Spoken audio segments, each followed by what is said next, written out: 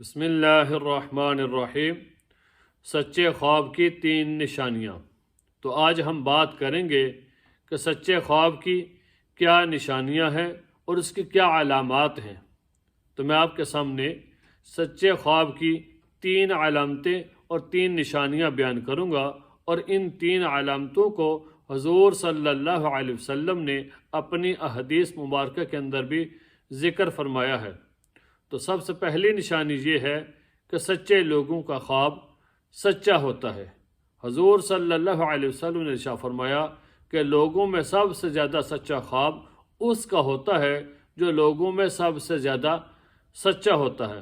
اس سے مراد یہ ہے کہ جو بندہ ہمیشہ حق اور سچ کا ساتھ دیتا ہو، اپنے ہر معاملے کے اندر سچائی سے کام لیتا ہو، اور لوگوں کے ساتھ کبھی بھی جھوٹ، فراڈ اور دھوکہ دہی سے کام نہ لے، اور اپنی گفتگو کے اندر سچائی کو سامنے رکھتا ہو، ہمیشہ سچ کا ساتھ دیتا ہو، تو یہ آدمی سچا ہے اور اس کا خواب بھی سچا ہوگا۔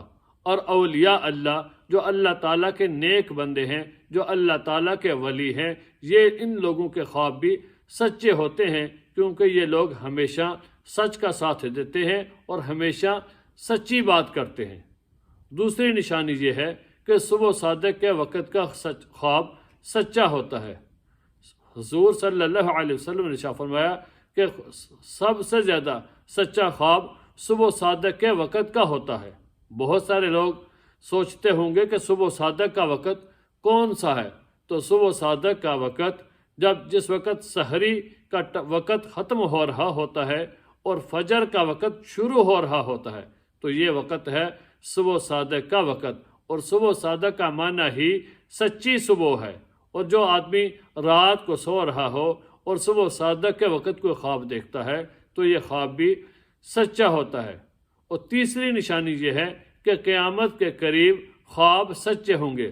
حضور صلی اللہ علیہ وسلم نے ارشاد فرمایا کہ قیامت کے قریب مومن کا خواب جھوٹا نہیں ہوگا، یعنی کہ جب قیامت کی علامات اور نشانیاں ظاہر ہو جائیں گی تو اس وقت جب مومن لوگ موجود ہوں گے تو ان کے جو خواب ہوں گے وہ بھی سچے ہوں گے۔